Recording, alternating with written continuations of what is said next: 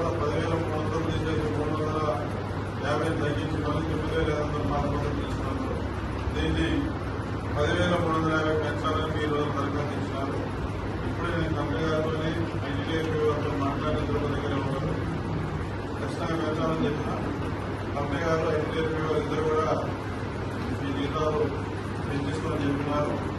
Company గారికి PO గారికి ఎట్లా నేను చెప్పగానే వాళ్ళు స్పందించి మరి పాత పద్ధతులు ఏదైతే 10,350 రూపాయలు మరి పెంచిన వల్ల వారికి నేను అభినందనలు తెలియజేస్తూ మీ యొక్క సమస్య పరిష్కారం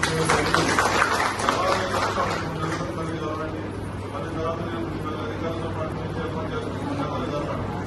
మీకు పెంచి ఇష్టం ఇవ్వడం జరుగుతుంది. ఓకేనా? ఇదే ప్రధాన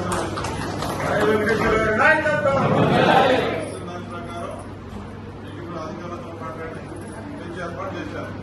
ఆడ ఒకసారి చూడండి.